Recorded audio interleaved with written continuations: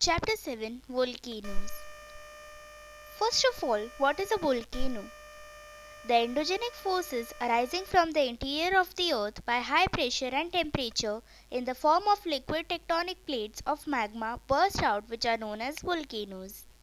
A volcano is a vent in the earth's crust from which fiery hot magma erupts from the earth's interior. Now, the word endogenic forces means the forces relating to or arising from the interior of the earth. What are the causes of volcanic eruptions? They are heat and pressure. Temperature and pressure both increase from the surface towards the center of the earth. Since rocks are bad conductors of heat, therefore the earth's heat does not escape on its own.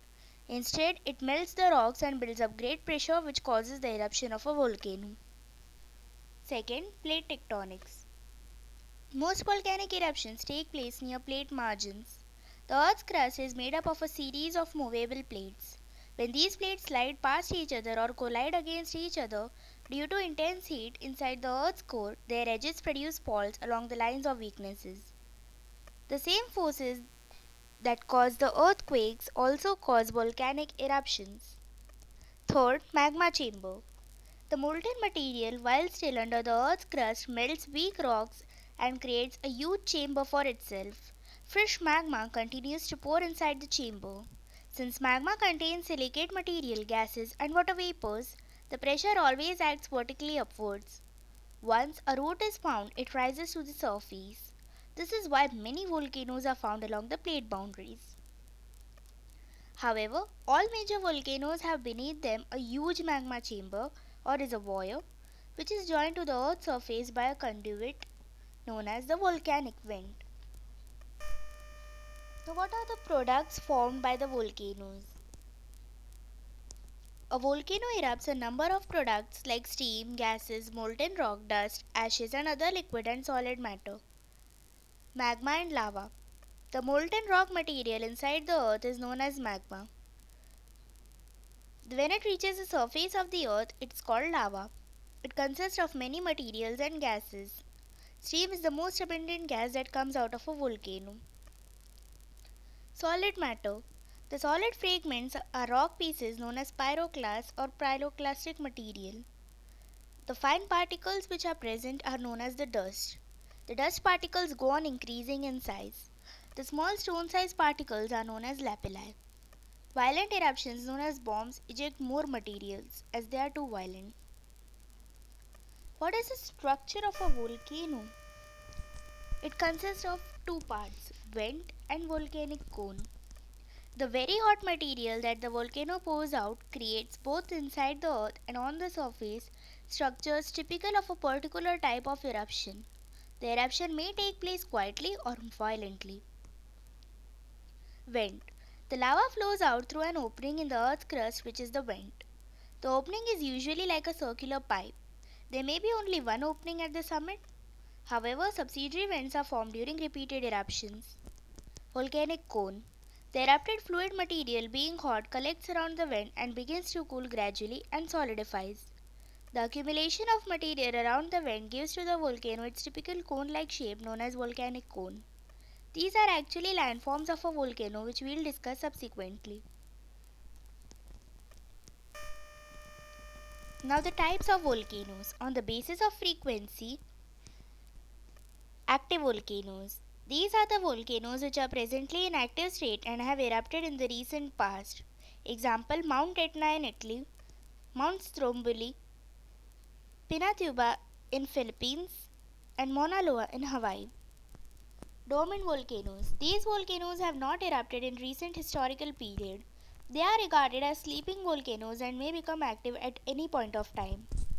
Example, Mount Kilimanjaro of Africa. Extinct volcanoes. These are the types which have not erupted in the present geology period and are not likely to become active anymore. These include Mount Kenya in Africa. Effects of volcanoes. Now, volcanoes has constructive as well as destructive effects. Volcanic eruptions are a sudden force, also termed as constructive forces, which have a number of constructive effects on the surface of the earth. The main effects are: it leads to the formation of landforms. Various types of landforms are formed, which are known as extrusive landforms. They include volcanic plateaus, volcanic mountains, volcanic plains, caldera lake, hot springs, and geysers. Some other constructive effects are: the lava and ash deposited during an eruption breaks down to provide valuable nutrients for the soil, and thus it creates fertile soil which is good for agriculture. The places that have high level of heat due to volcanic activity inside the earth have higher potential for generating geothermal energy. The dramatic scenery created by volcanic eruptions attracts tourists. This brings in income to the area. There are destructive effects of volcanic eruptions as well. When the volcanoes erupt, they destroy life and property. The hot lava, together with ash and dust, destroy not only human beings but also animals as well as the plant life. Agricultural fields are covered with layers of volcanic ash and dust, making them unsuitable for cultivation. Huge clouds are formed after the eruption of volcanoes, causing heavy rains which result in floods and landslides. Volcanoes also emit poisonous gases which pollute the environment and cause health problems.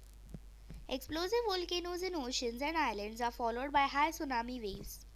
These flood the area and destroy property, people, animals, and crops as well. Moving on to the important volcanic zones of the world. There are two: Circum-Pacific Belt and Midworld Mountain Belt. The volcanoes occur near earthquake belts around the Youngfold Mountains, which are the Circum-Pacific Belt, which is also known as the Pacific Ring of Fire because over 80% of the total number of active volcanoes are concentrated in this region only. Among these, 40 are of Andes, 100 of Philippines, 70 of Indonesia, and 40 of Japan. Moving on to Midworld Mountain Belt. Mount Vesuvius, Mount Etna, and Mount Stromboli, the famous active volcanoes, are located in the Midworld Mountain Belt. The only active volcano in India, in Andaman and Nicobar Islands, is also located in this belt only. The Hawaiian Islands, Canary Islands, Mount Kenya are all in the Midworld Mountain Belt. So that's it for today. Do not forget to like, share, and subscribe, and do comment below did you like this video. Thank you.